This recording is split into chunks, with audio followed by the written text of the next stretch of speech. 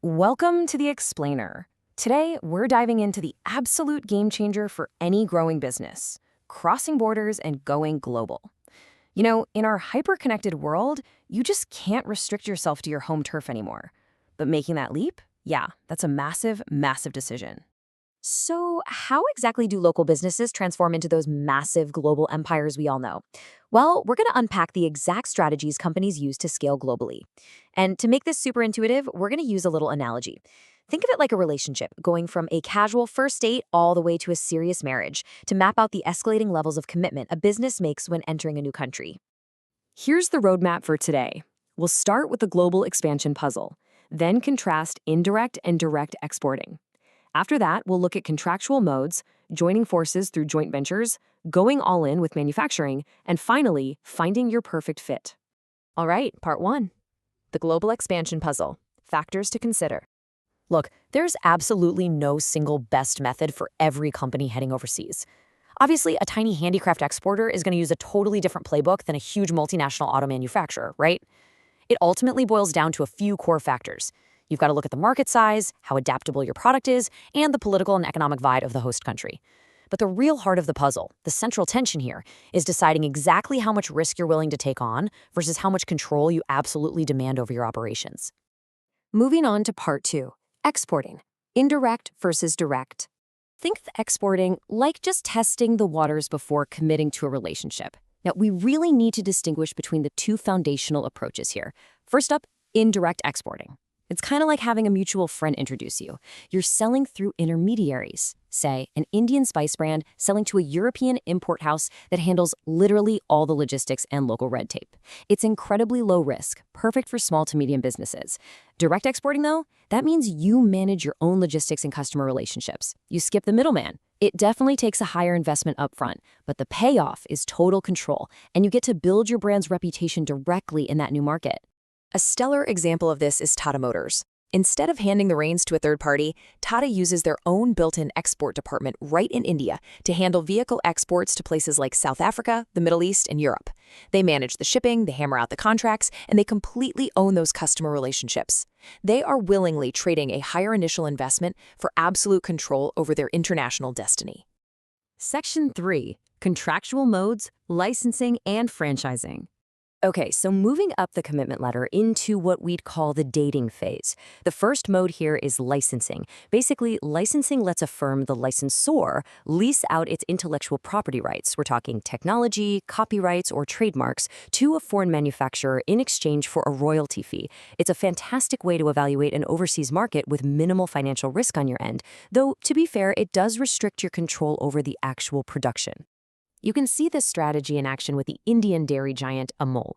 Amul expanded incredibly fast into Nepal and Bangladesh, and they didn't do it by building massive factories over there. Instead, they just licensed their brand and technology to local companies.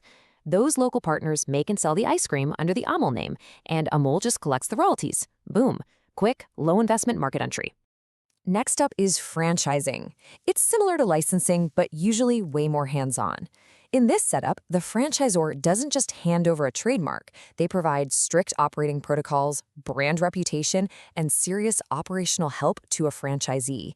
It's a brilliant way to expand rapidly while a local partner tackles the day-to-day, boots-on-the-ground execution. I mean, you literally see this everywhere. Think about how Domino's Pizza and McDonald's blew up across India. They partnered with local entrepreneurs. These local franchisees put up the capital to open the physical stores. But, and this is key, they have to meticulously follow the strict global operational guidelines set by the franchisor. So what's the real bottom line here? Well, while contractual modes like licensing and franchising give you incredibly quick, low-cost access to foreign markets, they definitely have a downside.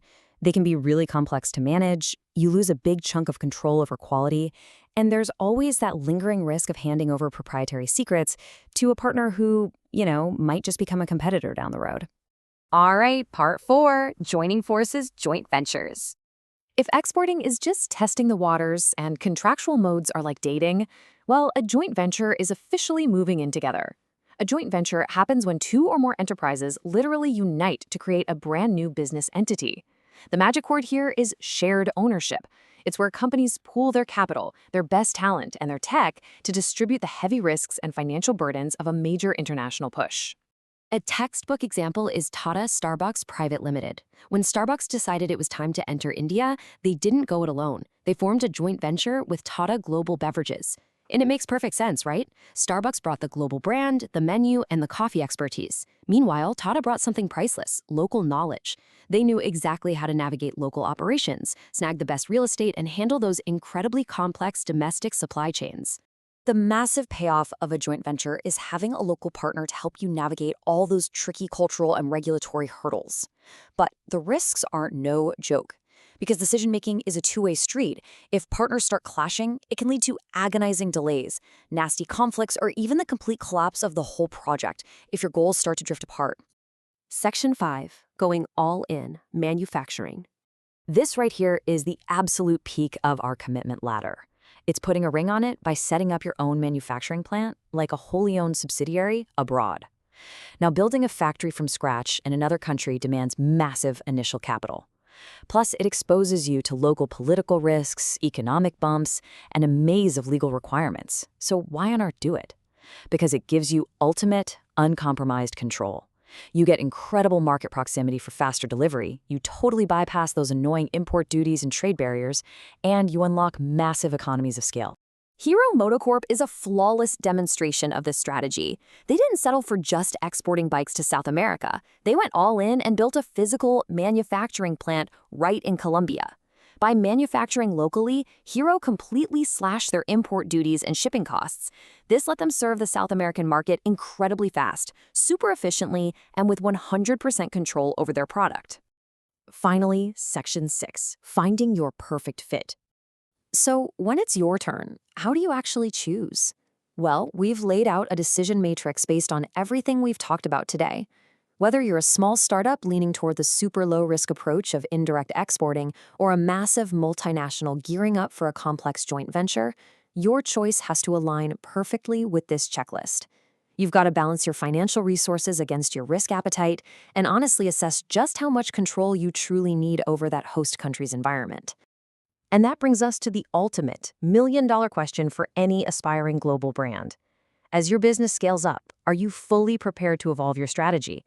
Can you make that leap from a low-risk first date to a high-stakes long-term global commitment?